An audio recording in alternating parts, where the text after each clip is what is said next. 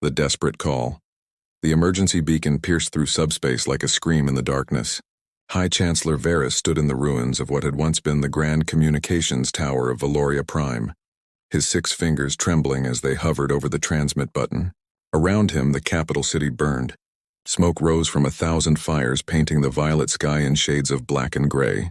The air smelled of scorched metal and something worse, something organic that he tried not to think about. The Kryn had arrived 3 days ago. 3 days. That was all it took for the Valorian Confederacy, a civilization spanning 12 worlds and boasting a history of 8,000 years, to crumble. Varys had lived for 214 years, long enough to believe his people had transcended the barbarism of their ancient past. They were philosophers, artists, mathematicians. Their greatest achievement in the last century was a symphony that could only be fully appreciated by minds capable of processing 17 dimensions of sound simultaneously. War was something they studied in history archives, a relic of their primitive ancestors. The Kryn cared nothing for symphonies. They came from the outer reaches of the Scorpius Arm, a region most civilized species avoided. Their ships dropped from hyperspace without warning, massive and angular like geometric nightmares. They demanded surrender. When the Valorian Defense Committee tried to negotiate, tried to offer trade agreements and cultural exchanges, the Kryn responded by glassing the colonial world of Valoria III. 2 billion people. Gone in minutes. Varys pressed the button. The message was simple. Broadcast on all coalition emergency frequencies. This is High Chancellor Varys of the Valorian Confederacy. We are under attack by hostile forces. Our defenses have failed. We require immediate military assistance. Please, anyone who can hear this. We are dying. He did not expect an answer. The Galactic Coalition had no military. It was a union of peaceful species dedicated to trade, science, and cultural exchange. War was so rare in their region of space that most member worlds had dismantled their defense forces generations ago. What few patrol ships existed were designed to chase smugglers and map asteroid fields, not fight wars. But an answer came. It came faster than Varys thought possible. Less than 4 hours after he sent the distress call, the communication panel, cracked and sparking, suddenly lit up with an incoming transmission. Varys accepted it with shaking hands. The face that appeared on the screen made Varys recoil. It was bilaterally symmetrical, like most intelligent species, but wrong in ways that set off every instinct his ancestors had developed over millions of years of evolution. The creature's eyes faced forward, predator's eyes with whites that seemed too bright and irises of an unsettling dark brown. Its skin was smooth, the color of honey, stretched over a face with sharp angles and a strong jaw. When it spoke, Varys could see its teeth, a horrifying mix of flat grinding surfaces and sharp tearing points. High Chancellor Varys, the creature said, its voice deep and measured. This is Commander Sarah Chen of the United Nations Space Command vessel Endeavour. We received your distress call. What is your current tactical situation? Varys struggled to find his voice. You are human? That's correct. We're currently 6 days out from your position at maximum burn. Can you hold that long? 6 days. Varys looked through the shattered window of the communications tower. In the streets below, Kryn soldiers were herding civilians into collection zones. The Kryn stood nearly 3 meters tall, their bodies covered in thick chitinous armor that could deflect most energy weapons. They moved with purpose, efficient and merciless. 6 days might as well be 6 years. I don't know, Varys admitted. The Kryn forces are overwhelming. Our military consisted of 3 patrol ships and a planetary defense grid. They destroyed them all in the first hour. The human's face did something strange. The corners of its mouth turned upward, revealing more of those disturbing teeth. Varys would later learn this expression was called a smile. High Chancellor, I need you to understand something. My ship isn't alone. We're bringing the 3rd Fleet. 47 vessels, including 2 carrier groups and a full marine expeditionary force. The Kryn are about to learn why humans don't lose wars. The transmission ended. Varys stood in silence, his mind struggling to process what he had just heard. Humans. He knew of them, of course. Everyone in the coalition did. They were the newest member species, discovered only 7 years ago on a planet designated Terra, though they called it Earth. The discovery had caused significant controversy. Earth was classified as a Class 12 death world. On the galactic habitability scale, where Class 1 represented paradise worlds like Valoria Prime and Class 10, was the limit of what most species could colonize. Class 12 shouldn't have been able to support complex life at all. Earth's gravity was crushing by Valorian standards. Its atmosphere was a corrosive oxygen-nitrogen mix that would poison most species. Its weather patterns included phenomena called hurricanes and tornadoes that could level cities. Earthquakes routinely devastated entire regions. And the life forms. The reports Varys had read about Earth's life forms had given him nightmares. Humans shared their world with creatures that could kill them in hundreds of ways. There were microorganisms that caused devastating plagues, plants that secreted toxins, animals that hunted in coordinated packs or struck from ambush with venom or claws. The oceans contained predators the size of spacecraft. The land harbored everything from tiny parasites that burrowed into flesh to massive omnivores that could crush a human with a single swipe. And yet humans not only survived, they thrived. They conquered their world, dominated every ecosystem, and then looked to the stars. They brought their aggression with them, their adaptability, their terrifying persistence. Coalition observers who visited Earth came back shaken, speaking in hushed tones about a species that kept predators as pets, that consumed the flesh of other animals as a dietary staple, that competed against each other in brutal physical contests for entertainment. The Coalition had debated for 2 years whether to accept humanity as a member species. Some argued that humans represented exactly the kind of evolutionary path the Coalition sought to transcend. Others pointed out that humanity had achieved nuclear fusion, faster-than-light travel, and quantum computing on their own, without any outside help. They were brilliant, creative, and driven. In the end, humanity was accepted, but with reservations. Many species feared them. Varys had voted for their inclusion, believing that fear was rooted in prejudice. Now standing in the ruins of his civilization, he wondered if that fear had been wisdom instead. He had called for help, and help was coming. But what exactly had he invited to his world? The next 6 days were the longest of Varys's life. The Kryn consolidated their control over Valoria Prime, establishing occupation zones and processing centers. They were methodical in their cruelty, separating families, cataloging resources, preparing the planet for integration into their empire. Varys and a small group of government officials hid in the underground bunkers beneath the capital, using what remained of their communication systems to coordinate with resistance cells and monitor the Kryn movements. Reports came in from across the planet. The Kryn were not just invaders, they were harvesters. They strip-mined entire regions for raw materials. They conscripted Valorians for forced labor. Those too young, too old, or too weak to work simply disappeared. Varys tried not to think about where they went. On the 4th day, sensors detected unusual activity at the edge of the star system. The Kryn fleet, numbering 23 heavy cruisers and dozens of support vessels, began repositioning. They had detected something. Varys hoped, prayed to gods he had stopped believing in centuries ago, that it was the humans. On the morning of the 6th day, the humans arrived. They did not announce themselves. They did not make demands or issue warnings. They simply translated from faster-than-light travel directly into an attack formation that materialized in the space between Valoria Prime and its moon. Varys watched on the few functioning sensors they had left. The human fleet was smaller than the Kryn armada, 47 ships against 70-plus Kryn vessels. But the human ships were different. They were sleek and aggressive, designed by a species that understood war in their bones.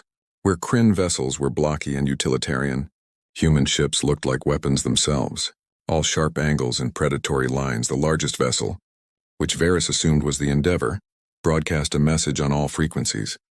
Commander Chen's face appeared, but she was not alone. Behind her stood dozens of humans in armor that made them look even more threatening, their faces hidden behind helmets with glowing visors. Kryn forces, Chen said, her voice calm but carrying an edge that made Varys's skin prickle. You are in violation of Galactic Coalition law and have committed genocide against a member species. You have one opportunity to surrender. Power down your weapons, recall your ground forces, and prepare to be taken into custody. You have 5 minutes to comply. The Kryn response was predictable. They opened fire. Plasma cannons that could vaporize asteroids lanced out toward the human fleet. Missiles that carried enough explosive power to crack a planet's crust streaked through the void. What happened next would be recorded in galactic history archives for millennia. The human ships moved. They didn't just maneuver, they danced through space with impossible precision. dodging fire that should have been unavoidable. Their point defense systems created walls of intercepting fire that destroyed incoming missiles before they could detonate, and then they returned fire. Human weapons were different. Varys watched as railguns fired projectiles at relativistic speeds, turning kinetic energy into devastating impacts. Particle beams carved through Kryn armor like it was paper. Missiles that displayed frightening levels of artificial intelligence pursued Kryn ships with relentless determination, adjusting course with every evasive maneuver. But it was the human tactics that truly terrified Varys. They didn't fight like the peaceful species of the Coalition, who viewed combat as a last resort and sought to minimize casualties. Humans fought like apex predators. They isolated targets, focused fire with brutal efficiency, and showed no hesitation. When a Kryn cruiser tried to flee, 3 human destroyers pursued it with single-minded determination, running it down and destroying it, even though it posed no further threat. The battle lasted 4 hours. When it was over, the Kryn fleet was gone. Not defeated, not damaged, but annihilated. Every single Kryn vessel was either destroyed or captured. The human fleet had lost 3 ships, with 4 more damaged, but operational. Varys stared at the sensor readouts in disbelief. The Kryn had been considered one of the most formidable military powers in the region. Humans had swept them aside like they were nothing, and then the human ground forces arrived. Varys watched from the bunker as dropships descended through Valoria Prime's atmosphere, dozens of them, carrying thousands of soldiers. The Kryn occupation force numbered approximately 50,000 troops. They were experienced, well-armed, and held defensive positions throughout the capital city. The humans attacked at dawn. What followed was not a battle, but a systematic dismantling of the Kryn ground presence. Human Marines, as they called themselves, moved through the city with terrifying efficiency. They used weapons that ranged from conventional firearms to exotic energy systems that Varys didn't recognize. They coordinated with a precision that suggested a hive mind, though Varys knew they were individuals. They showed no fear, no hesitation. But what truly horrified Varys was their physicality. He watched video feeds as human soldiers ran through streets while carrying equipment that weighed more than an adult Valorian. They scaled buildings using nothing but their hands and feet. When ammunition ran low, they fought with knives and bare hands, grappling with Kryn soldiers who outweighed them by hundreds of kilograms. And they won.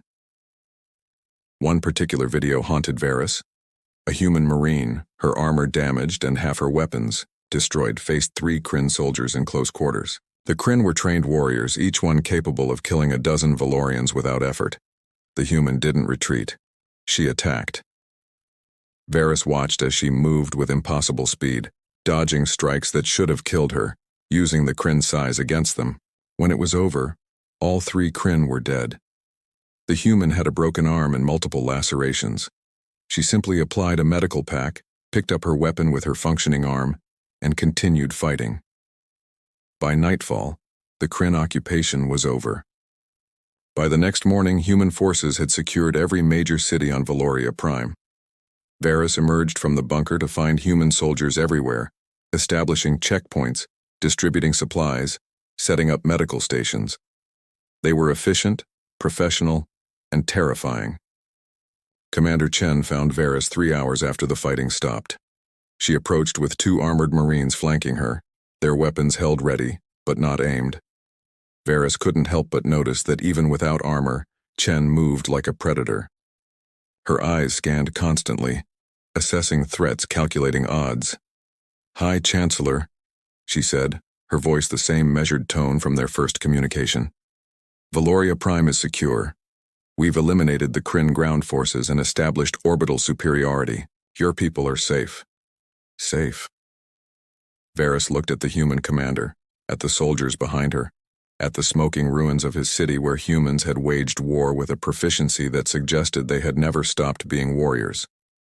He thought about the Kryn fleet, utterly destroyed in 4 hours. He thought about the video of that lone Marine killing 3 Kryn soldiers with her bare hands. "Thank you," he said, because what else could he say? The humans had saved his people. They had answered the distress call when no one else would. They had fought and bled and died to protect a species they barely knew. But as Varys looked at Commander Chen's predator eyes, he felt a chill run through his body. They were safe from the Kryn. But what had they invited into their world?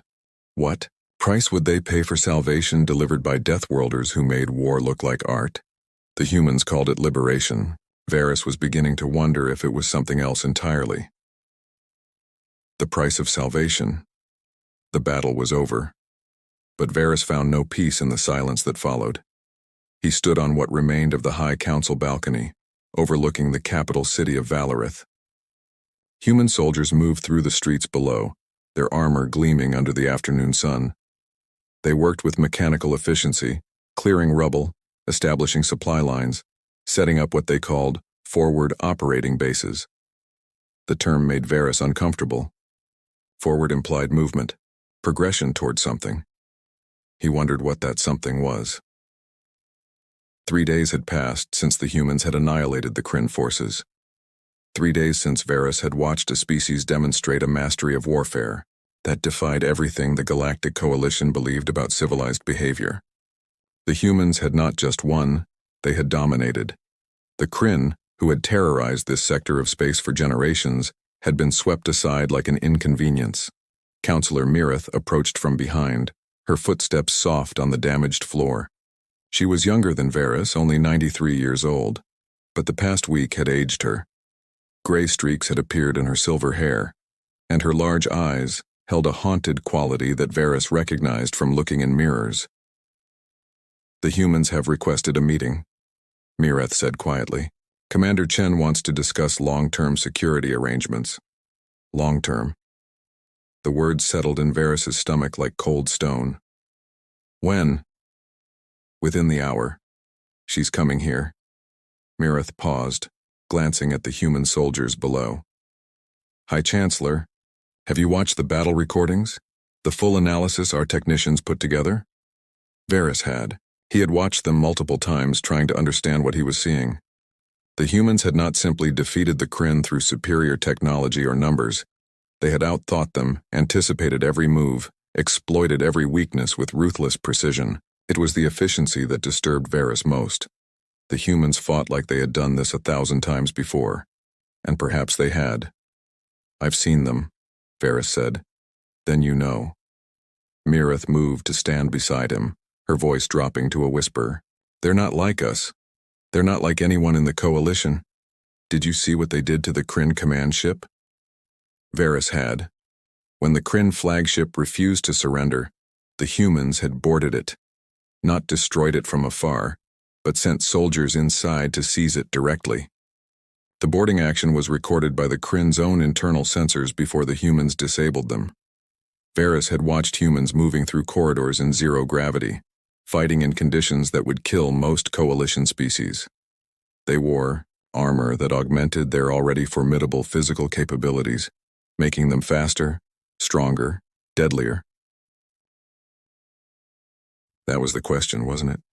Varys had asked Commander Chen directly during their second meeting. Her answer had been simple: "We want to help." But Varys had lived long enough to know that help always came with a price. Nothing in the universe was free. Commander Chen arrived exactly on time, flanked by 2 Marines in full combat armor and a human female who introduced herself as Dr. Elizabeth Sharma, diplomatic liaison. They met in what remained of the High Council chamber, a circular room with walls that had once displayed holographic representations of all 12 Valorian worlds. Now only 6 projectors still functioned, and 3 of those flickered intermittently. Chen looked different than she had during their communications. Taller than Varys had imagined, she stood nearly 2 meters in height, her body carrying muscle that seemed excessive for a species already overpowered by Coalition standards. She wore a uniform that was purely functional, no decoration except for rank insignia and unit patches. Her dark hair was pulled back severely, emphasizing the sharp angles of her face. When she moved, it was with controlled precision, like a weapon sheathed but ready.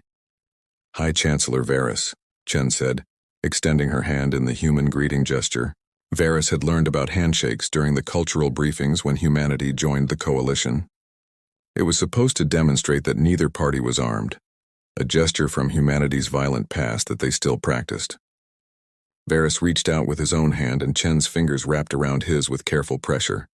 Her skin was warm, almost hot by Valorian standards. Her grip was firm but controlled, and Varys was acutely aware that she could crush every bone in his hand without visible effort. "Commander Chen," Varys replied, "thank you for meeting with us." They sat around the council table, humans on one side, Valorians on the other. Dr. Sharma activated a holographic display that showed Valoria Prime and the surrounding star systems. Red markers indicated Kryn territory, which extended across nearly 40 systems.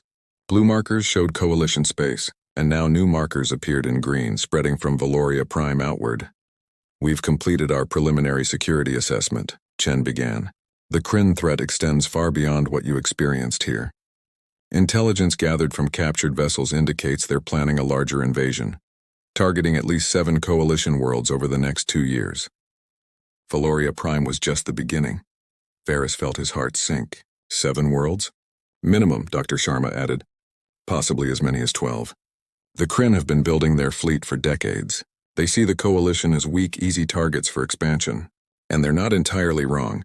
With all due respect, High Chancellor, your people had no capacity to defend yourselves.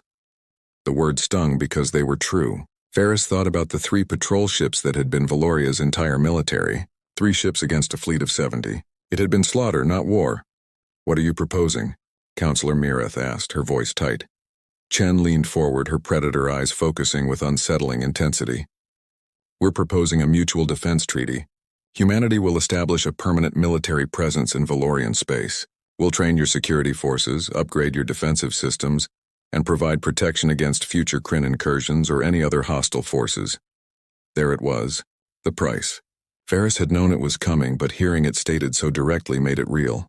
A permanent presence. What does that entail? Dr. Sharma manipulated the holographic display. New structures appeared on Valoria Prime and its 2 moons. "We're looking at 3 major installations. A command center here in Valorith, coordinating with your government, a training facility on the northern continent where we can work with Valorian volunteers, and a fleet base on Valoria's outer moon, allowing for rapid response to threats." "You're talking about occupation," Mireth said sharply. "We're talking about protection," Chen countered, her voice remaining calm but carrying an edge that made Varys' instincts scream danger. "The Kryn will come back. If not them, someone else. The galaxy is not as peaceful as the Coalition likes to pretend. There are dozens of species like the Kryn out there.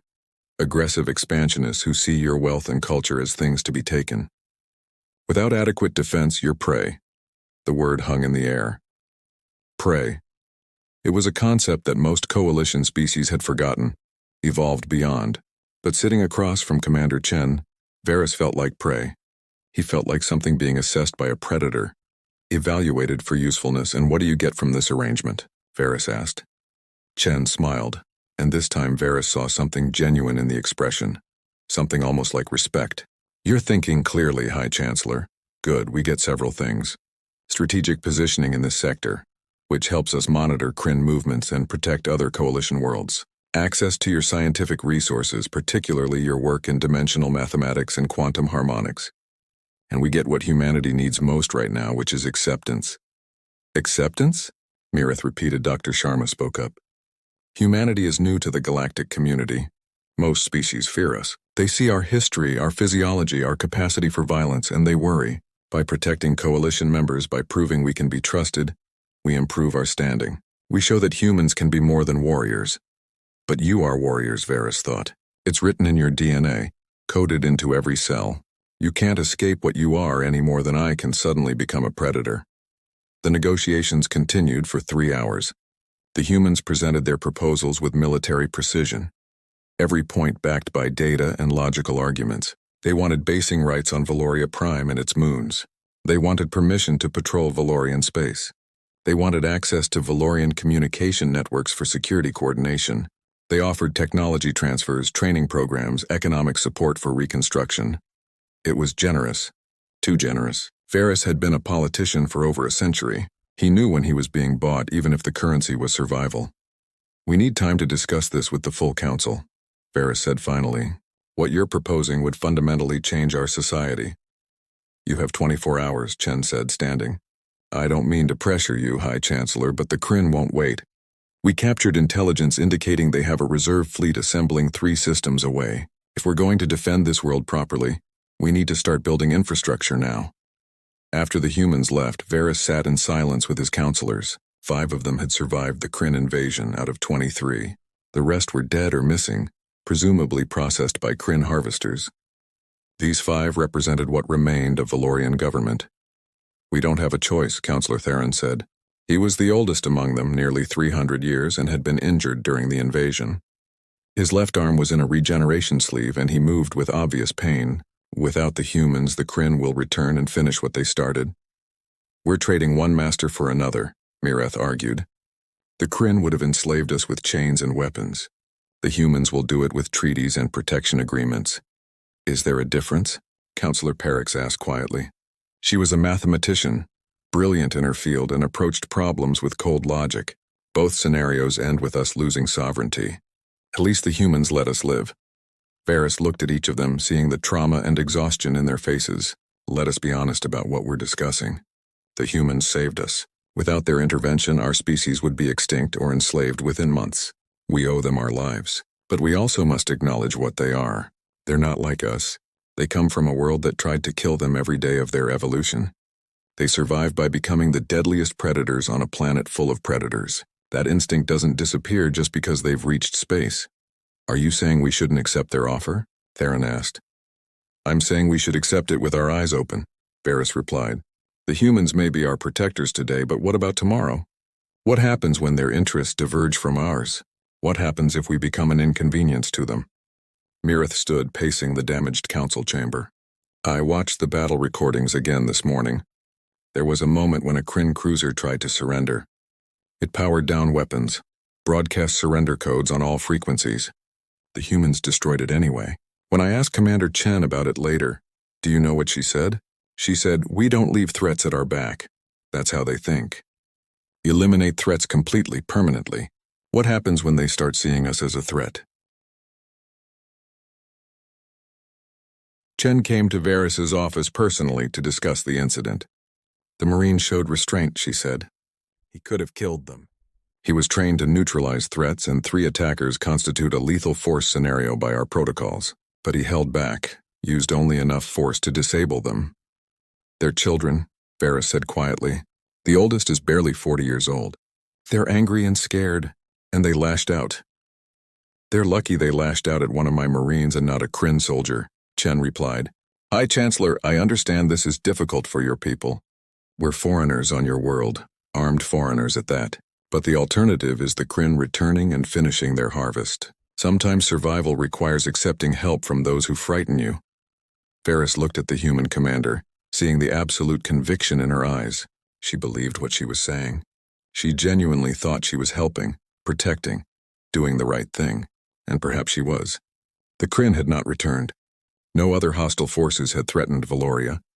The humans had kept their word about protection, but at what cost? Varys thought about the 3 youths in the hospital, about Valorian culture slowly being absorbed into human influence, about the massive military installations that now dotted their world. He thought about the future, about what Valoria would look like in 50 years in 100. Commander, Varys said carefully, what happens when you decide we no longer need protection? What happens when humanity's interests lie elsewhere? Chen was quiet for a moment, her expression unreadable. That's not a decision I can make, High Chancellor. But I can tell you this. Humanity doesn't abandon its allies. Once we commit to protecting someone, we follow through. For better or worse, Valoria is under humanity's umbrella now. That's not going to change, for better or worse. The words echoed in Varys's mind long after Chen left. He stood at his window looking out over Valarith as the sun set, painting the sky in shades of violet and gold. Human patrols moved through the streets below. Human ships orbited overhead. Human influence permeated every aspect of Valorian life now. They were safe. The Kryn were gone, defeated so thoroughly they would never threaten Valoria again. Humanity had answered their desperate SOS and delivered salvation. They had fought and bled and died to protect a species they barely knew. But as Varys watched the sun disappear below the horizon, he couldn't shake the feeling that they had traded one form of subjugation for another. The Kryn would have been obvious enemies, brutal and direct. The humans were something far more complicated. They were protectors and occupiers, saviors and conquerors, friends and overlords all at once. Varys thought back to that desperate moment 6 months ago when he had pressed the emergency beacon, screaming into the void for anyone to help. Someone had answered. The Deathworlders had come with their terrible efficiency and their overwhelming power. They had saved Valoria Prime. And now, standing in the twilight of independence his people would never fully reclaim, Varys understood the bitter truth. Sometimes the worst thing that can happen is getting exactly what you asked for. They had begged for salvation, and salvation had arrived wearing armor and carrying weapons. Speaking of protection and mutual defense while fundamentally changing everything about Valorian society. Regret was too simple a word for what Varys felt. It was more complex than that, more nuanced. Gratitude mixed with resentment. Relief tangled with fear. Hope shadowed by uncertainty about a future his people no longer fully controlled. The humans had answered their SOS. And Valoria would never be the same.